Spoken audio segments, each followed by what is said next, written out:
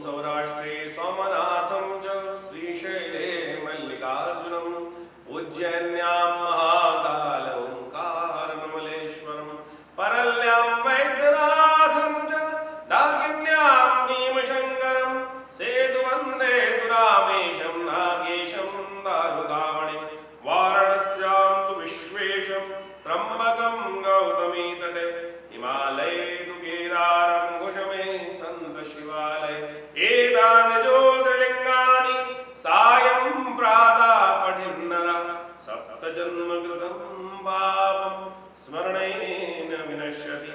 नमः शिवाय। नमस्कार, स्वागत है आपका।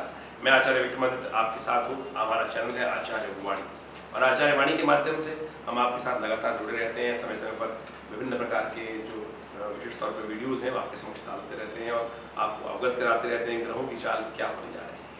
तो आज का विषय हमारा जो है वो वृषभ राशि वालों के लिए कैसा रहेगा। अगस्त का अंतिम भाग है। देखिए, ग्रहों की चाल परिवर्तन की तरफ हमेशा जाती है। आकाशीय पार्लियामेंट में कुछ ना कुछ ग्रहों की परिवर्तन की चाल हमेशा रहती है और हमारे भाग्य के अनुसार से वो ग्रह योग का योग जो है हमारे समक्ष वो कर्म को हमारे ला के खड़ा कर देता है, हमारे कर्म को ला के खड़ा करता है।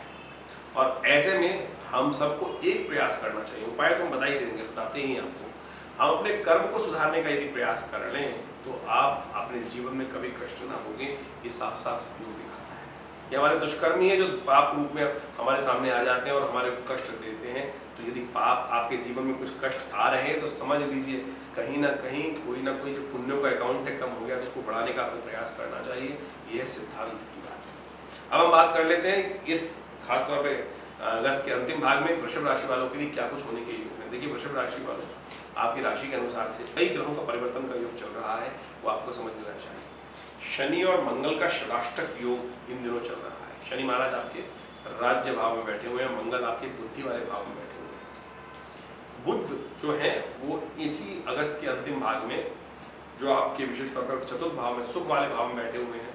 सूर्य के साथ बुध आदित्य योग बना के बैठे हुए, बड़ा सुंदर योग। वो हो जाएंगे वक्री और फिर हो जाएंगे अस्त। और कहाँ के स्वामी हैं आपके? विशेष तौर पर समझे आपके बुद्धि के, संतान के, विद्या के और साथ साथ आपके धन के स्वामी भी हैं।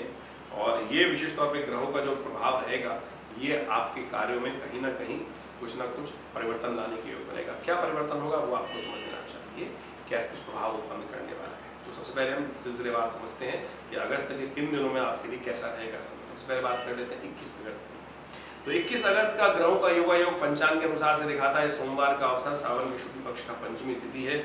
और ये ग्रहों का योगायोग दिखा रहा है कि आपके लिए जो समय है वो विशेष तौर पर ओवरऑल आपके लिए थोड़ा सा सुबह का समय अच्छा दिखाई देगा, लेकिन शाम को कुछ हतोत्साहित करने की सूचना आ सकती है।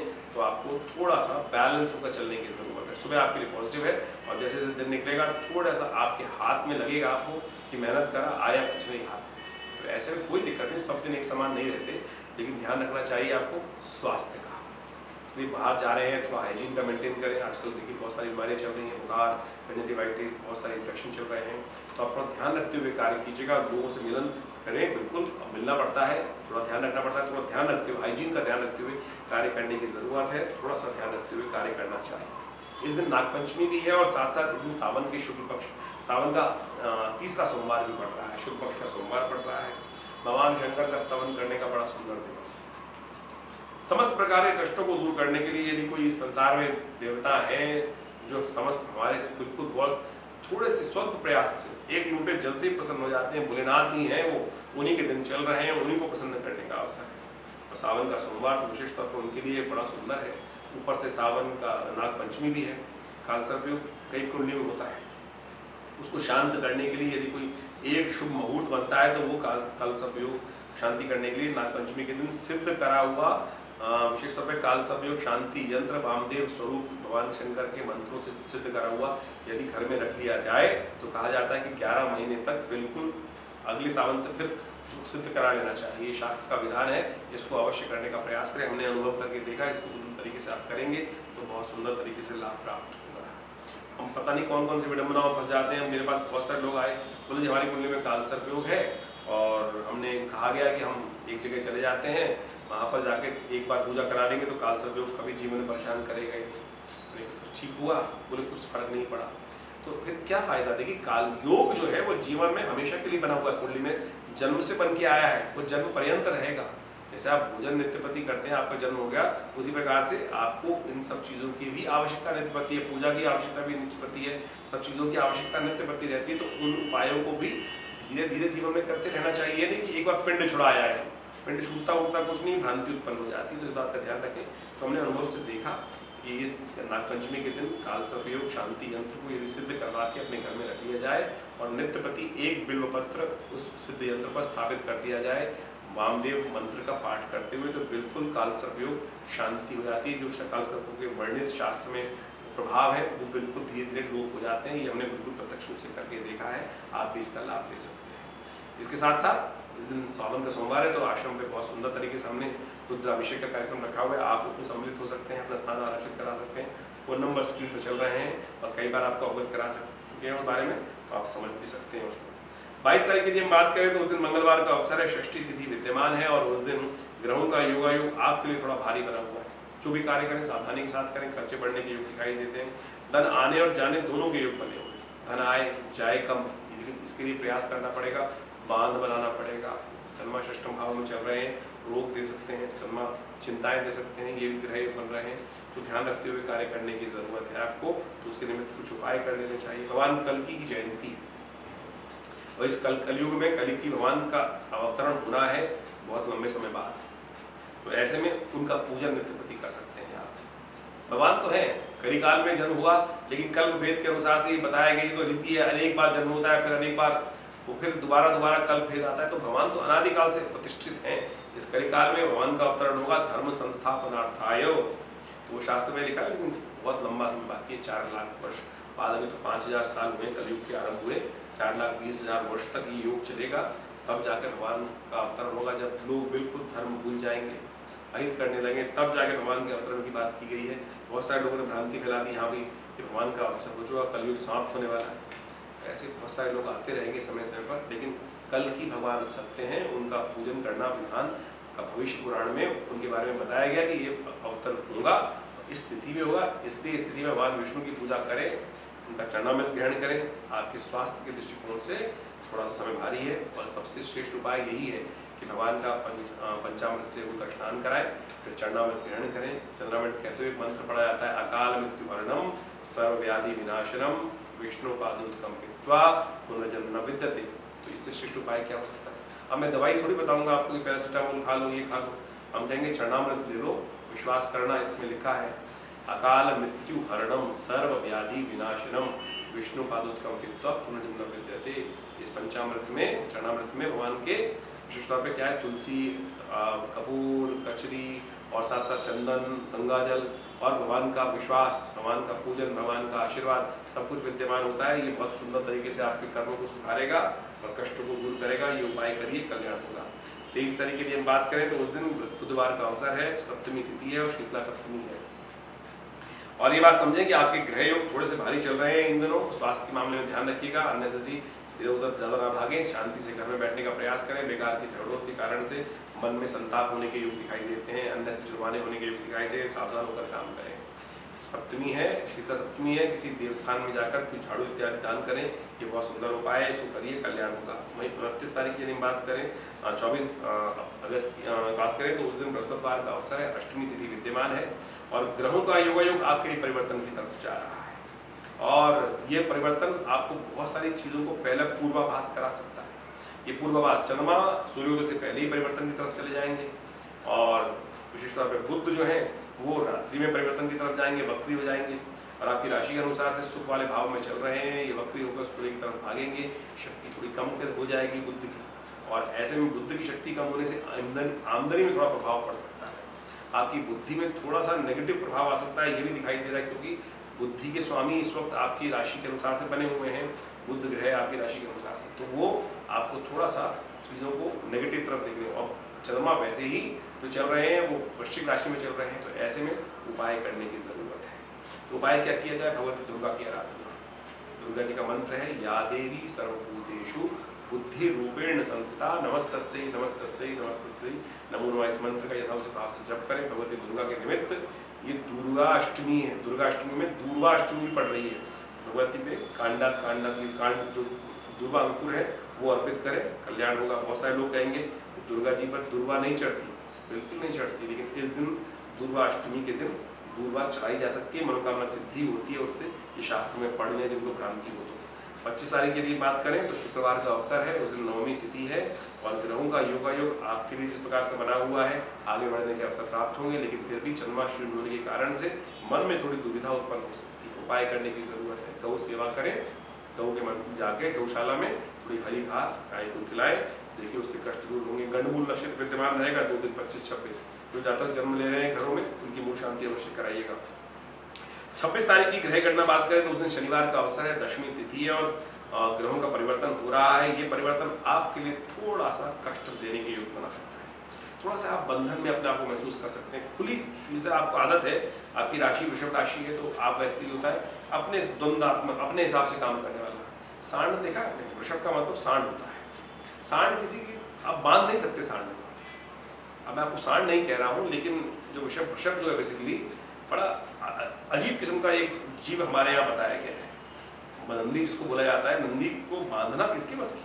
भगवान शंकर ही उस पर सवारी कर सकते हैं, सत्य ही उस पर सवारी कर सकता है और बंधन स्वीकार हो नहीं रहा है आपको। आपका ग्रह जो है वो आपको बंधन में ले जा रहा है आज के खास योग में, तो ऐसे में उसका उपाय करना जरूरी है। उपाय करने का प्रयास कीजिए। उपाय क्या किया जाए ऐसे में?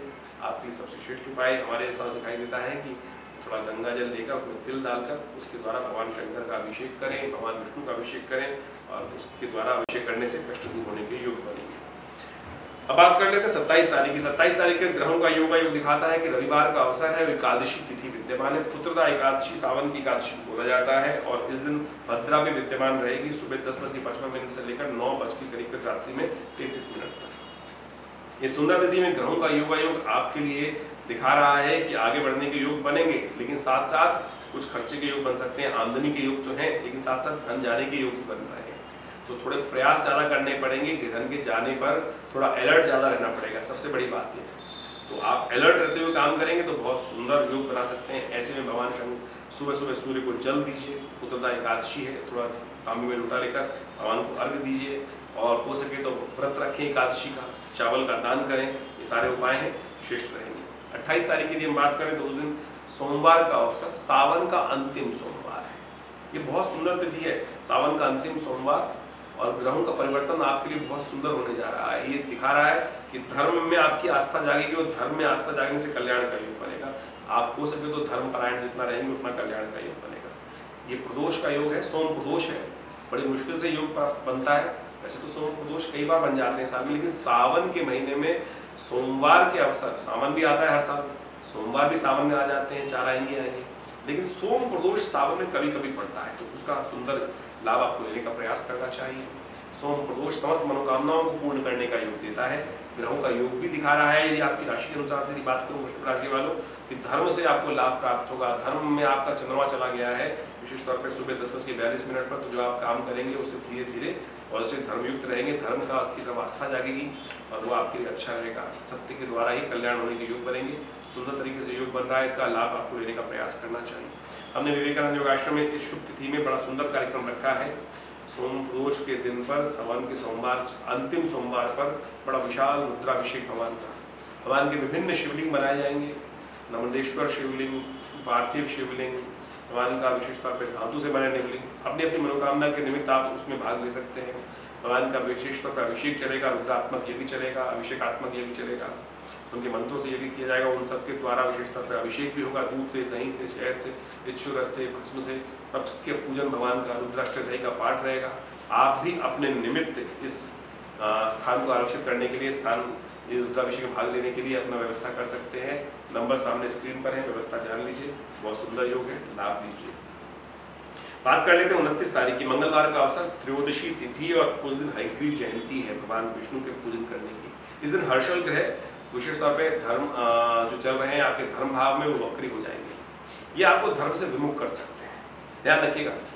थोड़ा सा ऐसा हो सकता है वृषभ राशि वालों के लिए धर्म वर्म कुछ नहीं, भगवान कुछ नहीं होता, कोई बात नहीं। तो हमारे भारतीय संस्कृति में तो कहने का तरीका, धर्म आपको सत्य की तरफ ले जाता है, धर्म आपको विश्वास की तरफ ले जाता है। या तो आप स्वयं पे विश्वास कीजिए, और ग्रह दिखा रहे हैं कि आपको स्वयं पर भी विश्वास पूर्ण से टिकने वाला नहीं है, शनि मंगल के द्वंद्वात्मक स्थिति के कारण से आप ना इधर के रहेंगे ना उधर के रहेंगे, इस बात का ध्यान रखिएगा। ये हर्षल का खेल है जो आपको धर्म विमुख कर रहा है, इससे बचते हुए कार्य कीजिएगा। अभी कुछ महीने लगातार ये हर्षल वक्री चलने वाला है, इसलिए धर्मयुक्त कार्य करने का आपको प्रयास करना चाहिए। धर्म के विमुख ना हो, धर्म का विमुख अधर्मी कहलाता है, इस बात का आपको ध्यान रखना चाहिए। इस बात का ध्यान रखते हुए कार्य करें। सबसे श्रेष्ठ उपाय है इस कलिकाल में अजर अमर कौन है? हनुमान जी। तो हनुमान जी की आराधना करें, चलते फिरते उठते बैठते हनुमान जी की पूजन करें, हनुमान चालीसा का पाठ करें। साधारण उपाय है, लाभ होगा, कल्याण के योग करेंगे। 30 तारीख की हम बात करें तो उस दिन बुधवार का अवसर है और चतुर्दशी तिथि कुछ देर के लिए विद्यमान रहेगी, उसके बाद पूर्णिमा का आगमन हो जाएगा। राखी इसी दिन मनाना श्रेयकर है। बहुत सारे लोगों ने भ्रांति उत्पन्न कर दी है कि राखी इस तारीख को या उस तारीख को, फिर राखी में भद्रा रात्रि को 8-9 बजे के बाद राखी बनाए। देखिए, त्योहार का सत्यानाश करने के लिए हमारे बहुत सारे तथाकथित लोग विद्यमान हो गए हैं। यदि शास्त्र का प्रमाण उठा के देखें तो श्रावणी के लिए भद्रा देखी जाती है, श्रावणी के लिए भद्रा देखी जाती है, ना कि राखी के लिए। राखी एक परंपरागत त्योहार है, रक्षा सूत्र है। जब आवश्यकता पड़ी, कष्ट आया, किसी को बंधन में बांधना, अरे भाई उस वक्त देखोगे कि ये भद्रा बंध रही है, क्या बन रहा है, क्या कुछ हो रहा है। आपके सिर में दर्द है तो सबसे पहले उसी वक्त दवाई खाओगे ना पहले, या उस वक्त भी कुछ और देखोगे। तो ये भ्रांति ना बने। परंपरा के द्वारा हिमायू ने जिस प्रकार को राखी प्राप्त हुई, वहाँ पर जो कथा मिलती है, उसके बाद भगवान सबसे पहले तो हम सोचे कि इंद्राणी ने इंद्र को बांधी ये राखी, और साथ साथ भगवती महालक्ष्मी ने राजा बलि को जाके बांधी राखी। जब भगवान बंधन में थे, कोई रास्ता नहीं दिखाई दे रहा था, तो भगवती महालक्ष्मी स्वयं पहुंचती है राजा बलि के पास और उनको रक्षा सूत्र बांधती है। और जब वो कहते हैं कि हे आप बताइए मैं आपकी क्या सेवा करूं, तो कहते हैं भगवान को छोड़ो। तो देखिए, ये सब चीजें शास्त्र के अनुसार से प्रमाणित हैं, तो आप इस बात को माने, ये त्योहार हैं। हाँ, श्रावणी जो कर्म है, उपाकर्म जो श्रावणी कर्म है, जिसमें आप जनेऊ धारण करते हैं, जनेऊ को जो विशेष तौर पर हम धारण करते हैं, और उसके बाद इस जनेऊ को धारण करने के लिए हम जो व्यवस्था का उपाकर्म करते हैं, संस्कारित करते हैं, इसमें अभिमंत्रित करते हैं इन सब तंतुओं को, विशेष तौर पे उनके लिए व्यवस्था बनाई गई कि वो श्रावणी का ध्यान रखते हैं, विशेष तौर पर भद्रा में। तो इस बात ध्यान रखें, 10:59 पर ये भद्रा आरंभ होगी, रात्रि तक रहेगी। तो श्रावणी कर्म उससे पहले कर लें तो श्रेष्ठ रहेगा। उस दिन सत्यव्रत भी है, तो सत्यव्रत के लिए विशेष तौर पर अच्छा ये रहेगा कि सत्यव्रत इस कलिकाल में बड़ा सुंदर है। यही सबसे श्रेष्ठ उपाय है। भगवान सत्यनारायण का पूजन करें, ओम नमो नारायण इस मंत्र का जप करें, श्रद्धा से इस कथा का श्रवण करें, समस्त कष्ट दूर होंगे। ग्रहों के दृष्टिकोण से समय आपके अनुकूल रहेगा, लाभ के संकेत मिलेंगे, आगे बढ़ने के अवसर आपको प्राप्त हो सकते हैं। बुद्ध के समक्ष चंद्रमा आ गए हैं और ये धन लाभ के योग बनाने के अच्छे अवसर बना सकते हैं। जैसे जैसे दिन आगे बढ़ेगा आपके लिए समय अच्छा रहेगा, अनुकूल रहेगा, लेकिन फिर भी शनि मंगल का टकराव है, शांत रहते हुए कार्य करने का आपको प्रयास करना चाहिए। 31 तारीख के लिए हम बात करें, बृहस्पतिवार का अवसर रहेगा, पूर्णिमा तिथि है उदय तिथि के रूप में, लेकिन एक मुहूर्त से कम है, तो इसलिए उस दिन राखी एक दिन पहले बनाई जा रही है। ये बात आपको समझ में आनी चाहिए। पूर्णिमा है उस दिन, श्रावण पूर्णिमा, और साथ साथ गायत्री जयंती, गायत्री भगवती का प्रादुर्भाव ऋषि विश्वामित्र के ध्यान से वो किया हुआ। उस दिन भगवती के उसका स्वरूप में उपस्थित हुई महाकालक्ष्मी, महाकाली, विशेष तौर पर जो पार्वती जी, तीनों स्वरूप में सब रूप से महालक्ष्मी रूप में सम्मिलित होकर भगवती गायत्री का प्रादुर्भाव हुआ। शास्त्र के अनुसार कथा आती है, और साथ साथ संस्कृत दिवस भी है, और साथ साथ बुध ग्रह भी अस्त हो रहे हैं। ग्रहों का योग देखें तो बुध के अस्त होने से आपके लिए थोड़ी समस्याएं उत्पन्न होने के योग बन सकते हैं। आपकी चीज़ों को ऑर्गेनाइज करने की कैपेसिटी कम हो सकती है, चीज़ों को व्यवस्था करने में दिक्कत हो सकती है। तो कुछ दिन बुध अस्त चलेंगे, उपाय क्या किया जाए ये भी आपको नोट कर लेना चाहिए। आपके अनुसार सबसे श्रेष्ठ उपाय है गौशाला में घास, हरी घास लेकर वो गौशाला गौ में कभी कभी खिला दिया करें, कुछ दिन लगातार खिलाने का प्रयास करें। गणेश जी को दूर्वा अर्पित करने का प्रयास करें, हरी चीज़ों का दान करें। ये उपाय कर आप बहुत सारे कष्टों को दूर कर सकते हैं। ये कार्यक्रम आपका अपना कार्यक्रम है। हम इस चैनल के माध्यम से आपके समक्ष जो सीधी सारी ज्योतिष की बातें वो आपके पास रखने का प्रयास करते हैं, लेकिन फिर भी भ्रांति यदि कुछ समझ में नहीं आ रहा है तो चिंता ना करें। फ़ोन नंबर्स आपके सामने स्क्रीन पर चल रहे हैं।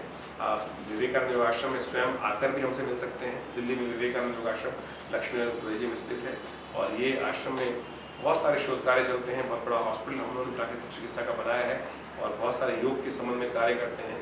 यज्ञ नित्य प्रति 8 घंटे आज भी हमारे आश्रम में यज्ञ होता है, और हर रविवार को उस सामूहिक यज्ञ में आप स्वयं आ सकते हैं, भाग ले सकते हैं और लाभ लें, भगवान का सानिध्य प्राप्त करें। भगवती का एक बहुत चमत्कारी शिव विग्रह है, जो बहुत 300-400 साल पुराना शिव विग्रह है, जो मुल्तान से हमारे आश्रम में अवतरित हुआ, भगवान को लेके आया गया, मुल्तान में बहुत बड़ा विशाल मंदिर था, जब पार्टीशन हुआ तो वो तोड़ दिया गया।